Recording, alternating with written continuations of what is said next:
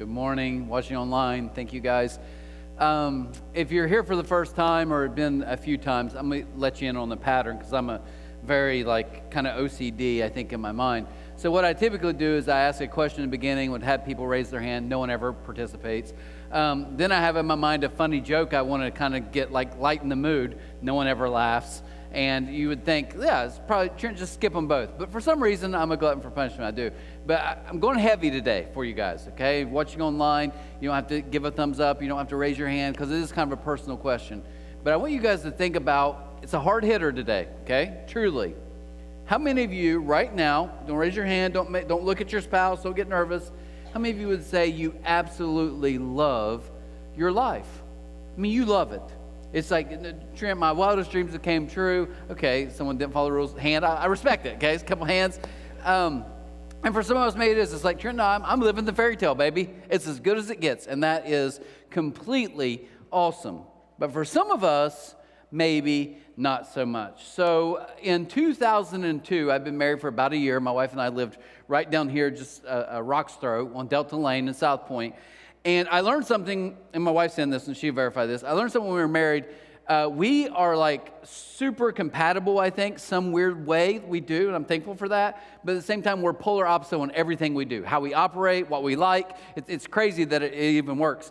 But I didn't know this. I don't sleep a lot. So I stay up late, wake up early, kind of just get nervous. I'm sleeping my life away. I know it's not healthy. I do it. My wife doesn't sleep a ton, but she likes sleep. So if she has to get up at 6 a.m., she's like, I've got to be in bed by at least 11, by 10. I'm like, no, we'll stay up all. So when we were first married, I realized she would just go to bed and I would be on the couch watching TV. Well, this is really kind of just the internet isn't that big yet. I start watching infomercials.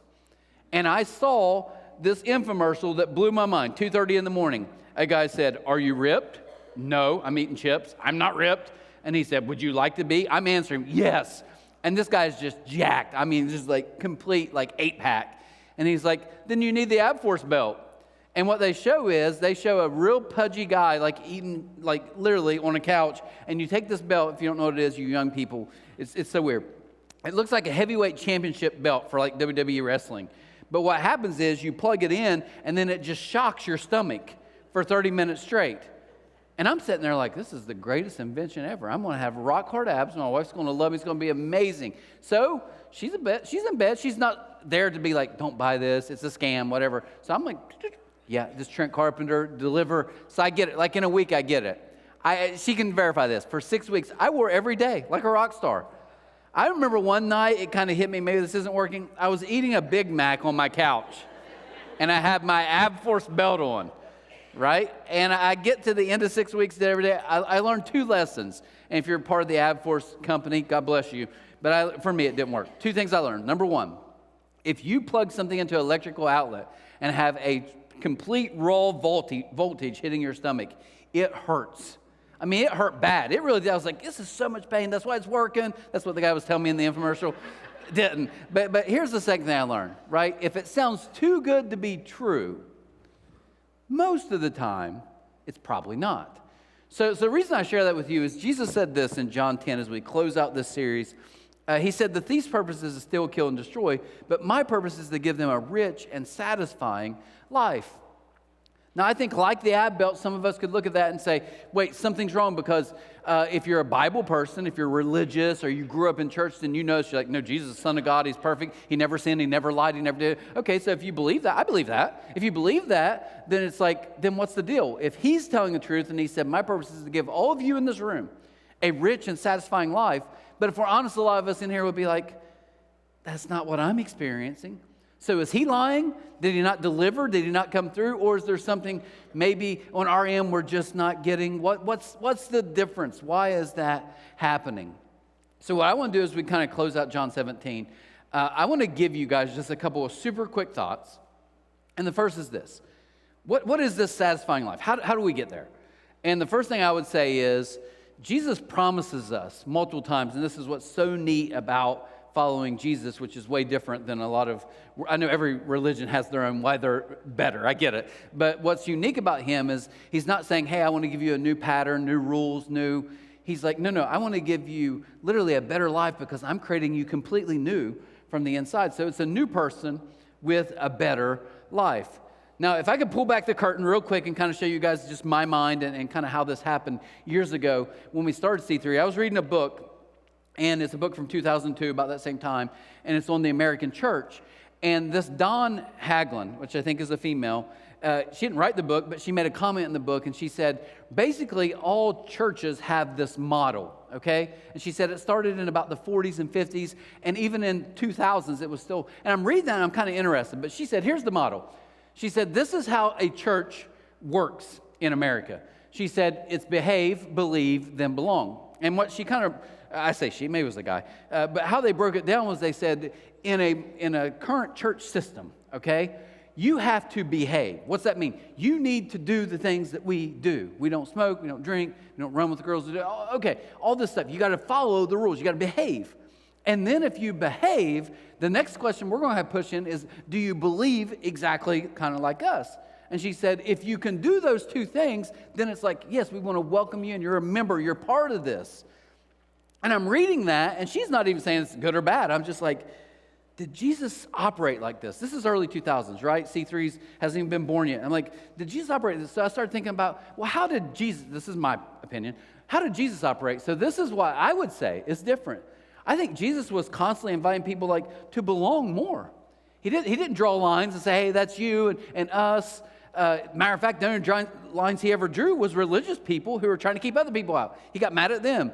But everybody was like, no, you can be, like it's this belonging. We want you to belong. I don't know if I believe in you. The followers of Jesus, at the end of the day, we don't know when they really, truly even believed he was the Son of God. You know what he said? Come follow me. I want you to be part of what I'm doing. Come walk with me. So he had this belonging from the beginning, but then it moves to believing. He's like, I want you to believe more and more about me and what's true about me. Because if you do that, as you believe more, you become more. You literally become, some of you are like, well, where's behave? It's not in there. Because Jesus doesn't talk about behaving. Jesus said, listen to me, as you believe more and more of who I am and the good news I came to bring, you know what happens? You start realizing who you've been all along, who he's created you to be, and you belong more, and you believe more, and you become more. And it's like this cycle of us and how we truly get to live a satisfying life. So that was really kind of interesting to me. You don't belong first, or you don't behave and then believe and belong. Not according to Jesus, this is in my experience. So this is a new person. How do we become a new person? It's by constantly believing more good news.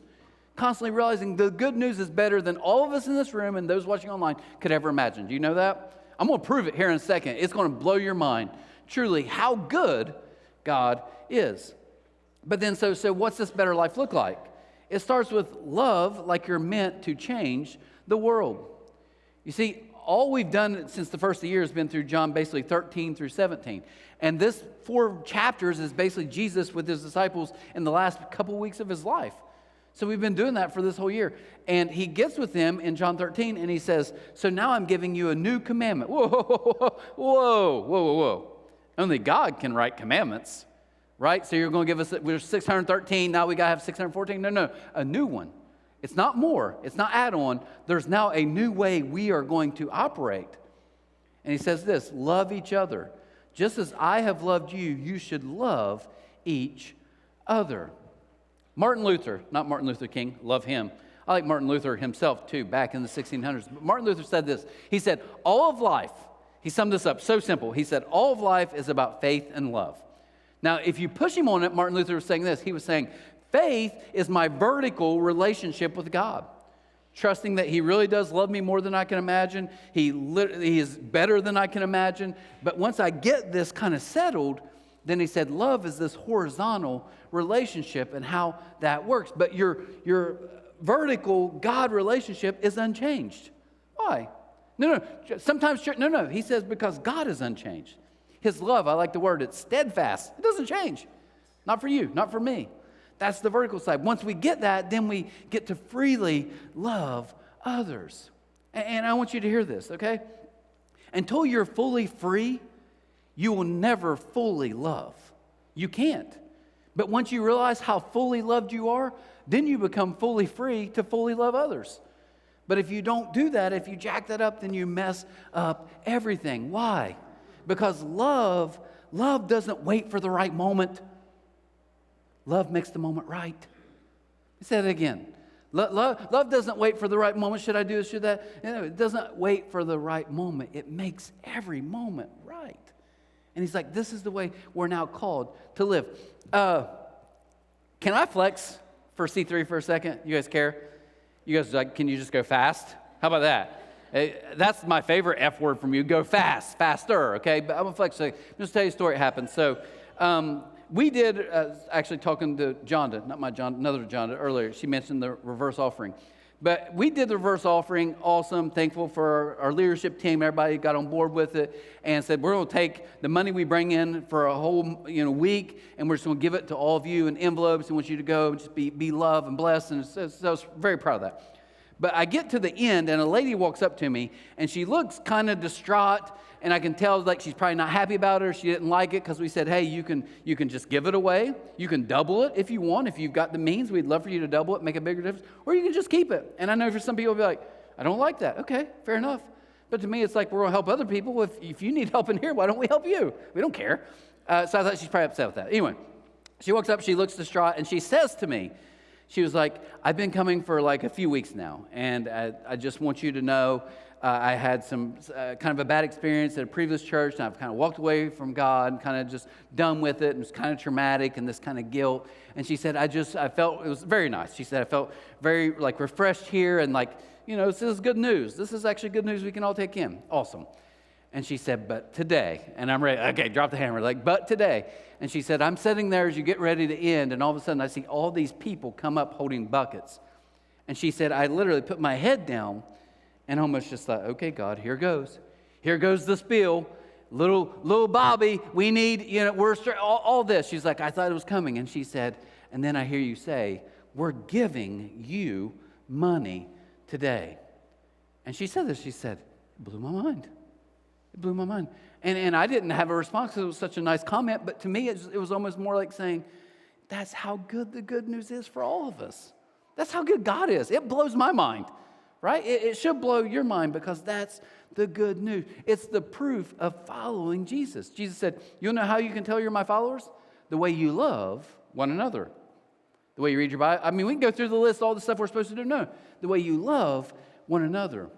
You're at your very best when you're loving people the way God has loved you. Do you know that? I promise you, you want a satisfying life? You are at your very best when you get this right, and then you realize that you can love others the way you've already been loved. When you get that, I'm telling you, it is truly a rich and satisfying life. So what I want to do is I want to think about, you always talk about love, blah, blah, blah, liberal, whatever, fine. But here's what I'd say. What is love? Baby, don't hurt me? Okay. That was such a dated, you're old if you're with me. Yeah. Kids are like, what the heck's he talking about? Yeah, right? VCR, okay. But what is really love? Because we start, I love you. Teenagers, I love you, baby, so much. You're everything to me. Well, you're snapping some other girls. You don't love her that much, but fair enough. Do your thing. Do you, boo. But here's what I said. What is it? We all have a definition of it. What I think is interesting is I'm going to go through 1 Corinthians chapter 13, just a few verses, and I'm going to try to go fast. But here's what I want you to hear. I'm going to let you guys know a secret, okay? I've done a ton of weddings. And I'm not like a real like sappy person. So, I want to honor him because I know that like the bride, this is a big day for her. He doesn't care, but I know it's a big day for her. So I've learned a secret. So if you ever perform a wedding, you get your license online, do whatever, do it. I'm going to give you a secret, okay? Here's all you got to do. No matter how bad of a job you do, you'll be like fumbling around and they're all like, oh, this is a terrible wedding. Close with 1 Corinthians chapter 13, like verses 4 through 7. Close with it. You don't have to do anything. Just read it. And when you finish reading, it's the love passage that Paul, who wrote the Bible, he's talking about. This is what love is. And literally, as you read it, you'll look up, and I promise you, that bride wearing all white, she'll have a tear. You're drilling down. You look out, all the moms, all the women in the crowd. Oh, that's love. That's love. They love it. They eat it up. So I get so excited in weddings, like, let me end with this passage about love. What are the guys doing? They don't care, right? They're like, game's on. I hate that I'm here. Fair enough. But here's what I want you to think. I've never thought about this till this week a little differently. Paul says love is this, love is that, love is this, love is that. But first John, when he got to the end of his life, he said, let me summarize God for you because I saw God's Son in the flesh. So he had all the words he could have used. He could have said amazing, da-da-da. He says, here's what I know. God is love. God is love. I'm telling you, I walked with literally God in a bod for 3 years, plus 3 years. He's love. That's the only way I can describe it. So let's convert. Maybe it's not legal in Bible, but I'm going to do it. Let's convert every time I say love. Let's convert it to what God is. So how has God loved us if God is love? 1 Corinthians 13, starting verse 4. It says this: love, or God, is patient. God is patient. Do you know that? Here's good news for you today. That tells me that God puts into account you're human and I'm human. That tells me that God is patient, which means he takes your brokenness, your sinfulness, your past, and he literally takes into account. Why? He's patient with you. He's not, well, I gave you 3 tries, 3 strikes and you're out. No. God's love is always patient. Why? Because he is patient and he's kind. That's the second part I like. I'm telling you guys, if you can get anything else, understand this. God is not arms crossed. I mean, I got to love him because I'm love, but I don't like him. I love Matt. I don't really like him right now because of the stupid stuff he's doing, right? No. Look what it says. It says, no, it's kind. Have you ever been around someone like an old man or an old lady and you walk away and you're like, I feel different. And someone will say, they're so kind, aren't they? They're so kind. Like you almost can't fathom, like, why are they so kind? This is what Paul said. If God is love, then God is kind. He doesn't look at you with disappointment because kind people don't do that. Are you in Jesus? It's good news. Love is not jealous. He knows you and me, and our little hearts like to make these little idols that we follow called money or success or more stuff. And he knows how we all operate, and we kind of cheat on him. We're going to talk about that a little bit next week. But he's like, no, it says, look what he is. He is not jealous because love isn't jealous. He even knows you're going to be tempted to do those things. But love's not jealous. It gets better. Or boastful or proud. It doesn't say, look how well I've loved you. I've given my life for you and you can't even give me a day, right? No, it doesn't do that. Why? Because that is boastful or proud. Can I be honest as a parent? Even good parents do this. I pay your bills. I give you a roof. We all done it, right? Your kids like a jerk to you. You're like, we gonna square off right now? We all do it. Why? Because we're saying, I'm loving you so much and you're not returning the favor. But God's love's not boastful or proud. I saw this Instagram with those hilarious. They said, last night our eldest teenager refused to go to an event we bought tickets for and was exceptionally rude. So we left them at home and took the router instead. It had a great time. Isn't that awesome? Yeah, we live in the country. You have no cell service, and now you don't have internet service. Hope you enjoy your night. The router coming with us, and the router loved the concert. I was like, that's genius. But what was that? That's what we all do as parents. Like, no, you're not going to treat me like that. Why? Because our pride gets a little bit like, I'm killing myself for you, and you're not even going to help me? We're not doing that. But not that. Can I look at the next one? It says, it does not demand its own way. Most of us, we demand our own way. We do. I demand my own way. I was in an argument with one of our C3 leaders, not Aaron, not Alicia, just a guy who's one of my best friends. We're in an argument this week, and in the middle of arguing, I realized it was about something good for this place, but we just have different plans to do it. I'm getting kind of tense. He's getting tense, and it hit me. I want my own way. Do you guys know why I want my own way? Because I'm always right. Right? That's why you want your way. And I read this book, and it hit me so good. It said, when you get in those moments, here's what you do. Don't say it out loud to yourself. Say, I could be wrong. He said, say it 3 times. So in the middle of me and him going back and forth, because I'm like, that's a bad way to do it. I'm just, fine. When it screws up, it's on you, bro, not me. And I caught myself and said, wait, could be wrong, could be wrong, could be wrong. And I was like, okay, explain what you're trying to say to me, right? Because it doesn't love. God doesn't demand his own way, even though he could. Can I give you some advice if you're married or going to get married or think about getting married? Can I give you some advice? I wish I would have done this 20 years ago when I was counseling couples. But here's what I would say, and this is why this is so important for you guys to understand, okay? If you don't get this vertical thing right with God, let me tell you why it's so dangerous. If you don't get that all my acceptance, my approval, my completeness, my wholeness comes from this relationship, if I don't get that, you know what I'm going to do? I'm going to go to my wife and say, I need you to give me. I need you to validate me. I need you to make me. All those are good things. But once you get this right, then I don't go to my spouse and say, oh, why did you say that? Why? I'm crushed. Some of you even, it may not be your spouse, it may be your kids. Maybe a parent, somebody else, you're like, I'm trying to get someone who's not God to give me what only God can provide. And if you do that, listen to me, you're going to mess up a lot of stuff. You're going to be in a lot of fights. You're going to be frustrated. And then that person starts getting resentful because they're like, how am I supposed to do this? They can't either. We're taking a divine responsibility and putting it on human shoulders. And they break every time. But listen to me, if you can get this, if you can get this love thing I'm telling you right now, if you can get how this works, I promise all of you in this room, I promise you, then I become free. And I don't love my wife or my kids because I need something. I don't love people around me because I'm hoping they'll pay me back. I'm like, I'm good. All of my approval, all the things I'm seeking has come through God. That's the good news. It's not irritable. Isn't that crazy? God's love doesn't get irritated. That's crazy. I get irritated by the people I love every day. The people who I love the most get irritated by me every second.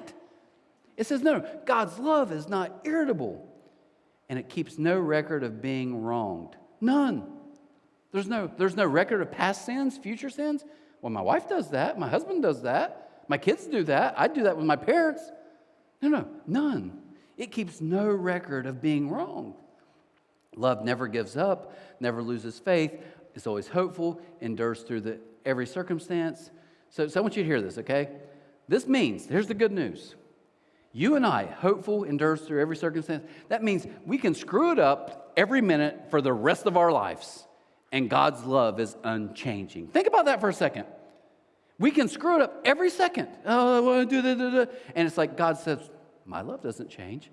Once you get this vertical side, I'm telling you, you have freedom like you can't imagine. Now, I know some of you, if you're like me and you were raised maybe in a little more, I don't know if legalistic, but maybe a little more like strict kind of church setting, you're getting nervous, aren't you? Oh, okay, Trent, so you're telling me today there's no consequences for anything I do? No, I didn't say that. In our horizontal world, there's consequences every day. I'm just saying, don't ever think because I do this and my wife and my kids are all upset with me that God must be upset too. You're like, so God doesn't punish sin? Yes, He already did. He put all sin, all mistakes, all the junk on His Son, all of it. So then for us, now we're in Christ. That's the good news, right? And once you get this vertical side, so what's consequences mean? Listen, I'm not an expert up here. I don't try to be. I'm not that smart. All this stuff, I get it. But if I could tell you I'm an expert on one thing, here it is. I'm an expert on learning what consequences are when you screw up, because I've lived it.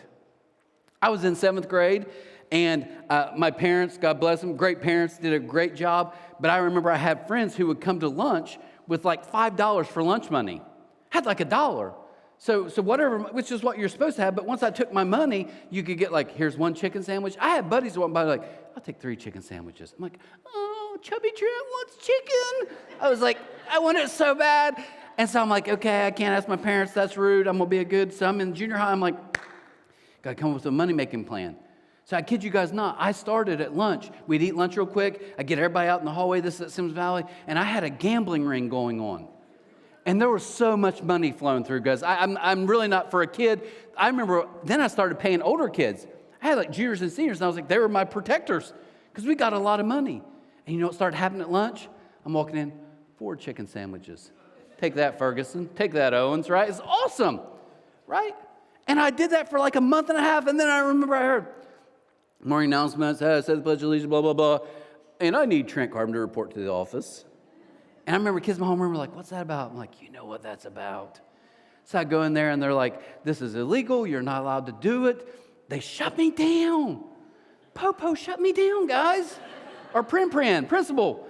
And I kid you not, okay? I kid you not. It's a true story. I remember he said, I'm going to give you 3 months of lunch detention. 3 months. Every day when all my friends are going, the one freedom of school you love, lunch, everybody's hanging out, you get to flirt with girls, you get to do so many cool things. I'm in there with the most hardened criminals in the detention center. I mean, it's just people I don't ever talk to. I'm like, gosh, weirdos, you guys are freaking me out. I did learn something, though. They taught me how to do homemade tattoos. Still got one to this day. Thanks, Rex. Appreciate you. That's a true story. Listen, I was banned from a high school for life, for fighting. Man, they told me, they called my parents and said, you're never allowed back on the grounds. I still come all the time now, right? Whatever. Here's my point. Yes, there's consequences. There's consequences. You know, I can be a jerk to my wife every day, and then one day be like, I don't know why we're kind of growing apart. Yeah, you do. It's consequences. I can ignore my kids. I cannot be there for my kids, and one day they may not be there for me. Get this, guys. Let's just be honest. I can come into C3 tomorrow morning for work if I want, hammered as can be. I'm like, I'm just feeling it. I had a little too much, right? Fine. You're like, well, God, no, I'm forgiven. I get a rest in that. But they're probably going to fire me because they're like, dude, you're hammered at work. You can't do that. Yeah, there's consequences, but don't confuse consequences with condemnation. They're not the same. So God just lets anything go? No, he punished it really hard on his son who paid the ultimate price. So here's what I want to do. I want to challenge you as we finish John 17. Sorry, it took a long time. I want to challenge you, leave a mark, not just a memory. Leave a mark. Look what he says. He says, Father, I want those you have given me to be with me where I am and to see my glory and the glory you've given me because you loved me. Get this.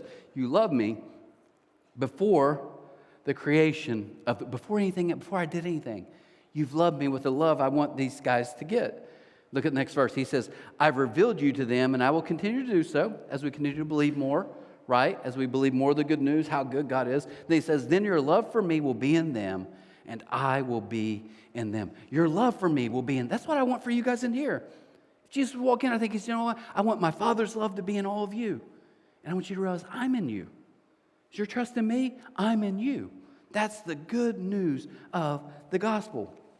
So I want to challenge you this morning to do something, okay? Next week is Easter.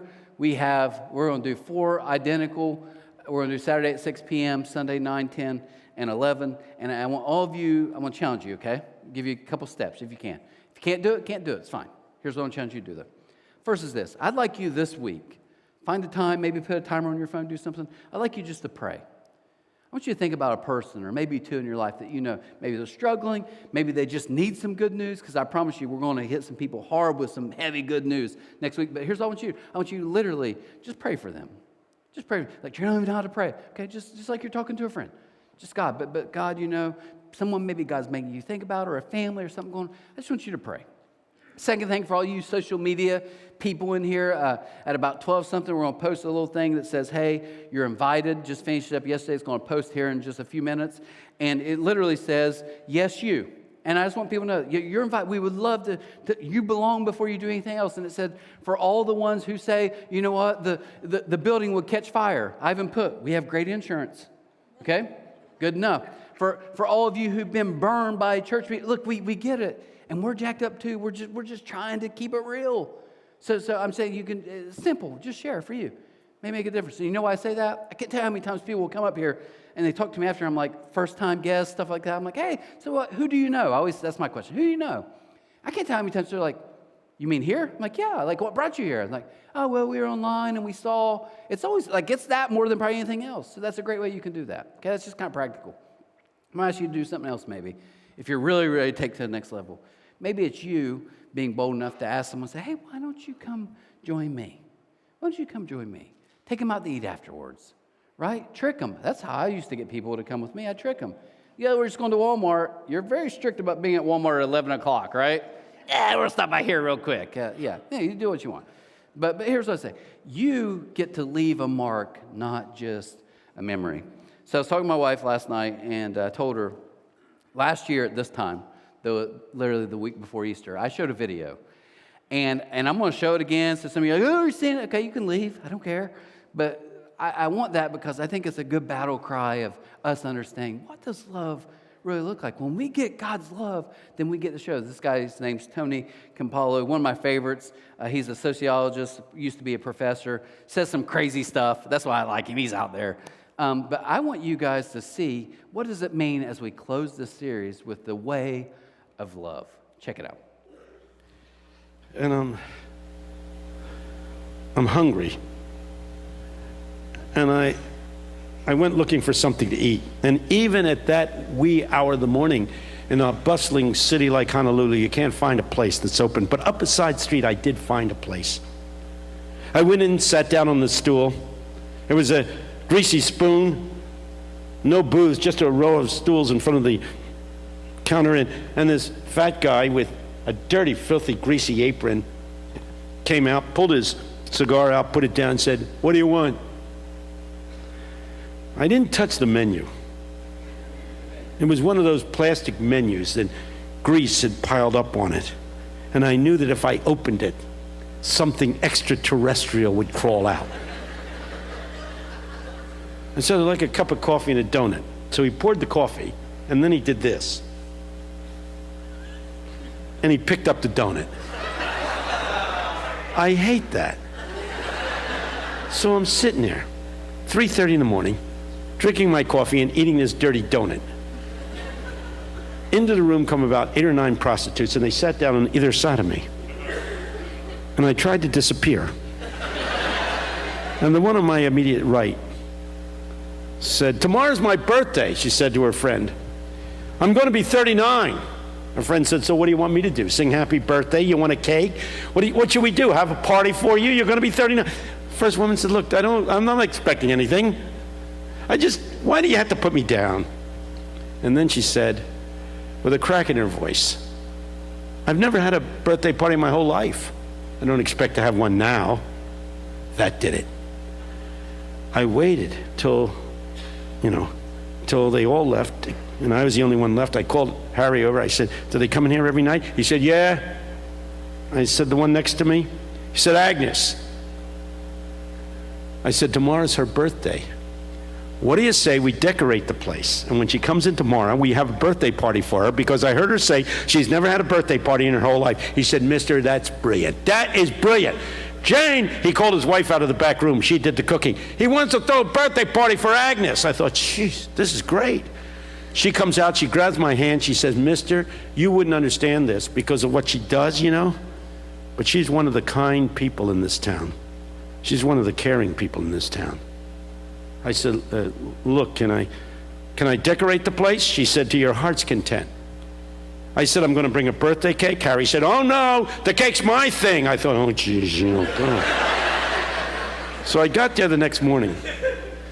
At about 2:30. I had bought crepe paper at the Kmart, strung it across the place, made a big sign that said, "Happy birthday, Agnes," put it on the mirror behind the counter. I had the place spruced.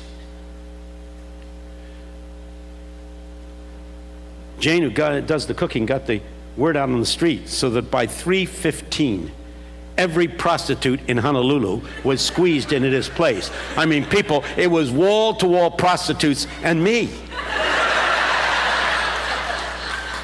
3:30 in the morning, the door opens. In comes Agnes and her friends. I got everybody poised, everybody ready. The minute she walked through the door, we yell, "Happy birthday, Agnes!" and all start cheering like mad. I've never seen anybody so stunned in my life. Her knees buckled. They steadied her and got her and sat her down on a chair. And we started singing, "Happy birthday, happy birthday, happy birthday, dear Agnes." And when they brought out the cake, she lost it and started to cry. Harry just stood there with the cake, and finally he said, "All right, Agnes, knock it off.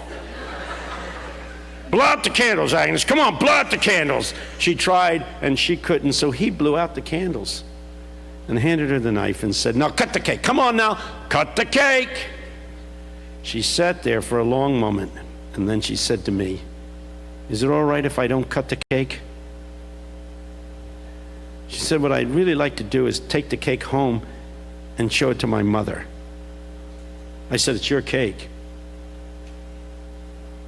She stood up. I said, "Do you have to do it now?" She said, "I live 2 doors down. Let me take the cake home. I'll bring it right back. I promise." She picked up the cake. She pushed through the crowd and out the door.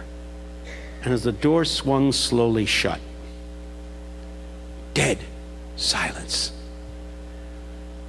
The whole group was stunned. I didn't know what to say. Finally, after a few uneasy moments, I said, "What do you say we pray?" It's weird looking back on it now. A sociologist leading a prayer meeting with a bunch of prostitutes at 3:30 in the morning in a diner in Huntsville was the right thing to do, and I prayed that God would deliver her from what dirty, filthy men had done to her. Usually starting like at, when they're about 12 or 13, and then they're ruined and hurt. And when I finished praying that God would make her new, that God would give her back everything that had been taken from her, I said amen and lifted my eyes, and Harry was right in my face. He said, "Hey, Campolo, you told me you were a sociologist. You're no sociologist. You're a preacher. What kind of church you belong to?" And one of those moments when you come up with just the right words, I said, "I belong to a church that throws birthday parties for prostitutes at 3:30 in the morning." I thought that was a clever answer. I'll never forget his response. He looked back and he said, "No, you don't.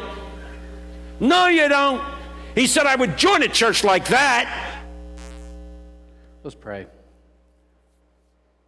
Father, I pray this morning, wouldn't we all, as we understand your heart and the way that you've loved us, that's unfathomable, unimaginable, no measure. God, I pray today for us as we walk out of this building, that we can be that same love to some people who need it, some people in some tough and dark spots. Father, I pray that this opportunity may be for someone who's done with God, done with you, done with church. Maybe this is a moment this upcoming weekend, or maybe they give you one more try. God, help us to be the connectors in all this as you live in us and work through us. And God, I pray today, before we leave, that we would understand, because our vertical relationship is right with you, because everything, not through anything I've done or anyone in this room, but because of what your perfect Son did for us, we're good, we're complete, we're whole, we're approved, because you love us that much. And I pray today that we now can freely share that love horizontally with those around us. So I pray today, I pray for people who are struggling, who are hurting, going through some stuff. God, I pray you would remind them that you're kind, that you care more than they could ever imagine about their situation. And God, I pray today, as we get this, that we would love our spouses and our family better, that we would love the people we work with better. God, maybe even we would love our annoying neighbors a little better, because we get how much you've loved us. So God, use this moment as you help us to believe more of you and more of your good news. I pray that those around us would see that light, and maybe, just maybe, God, through our small efforts of you working in us, we can be a bright spot in some really dark places. Use us this week through you to do that. We ask these things in your Son's name, and amen. Love to see you guys back.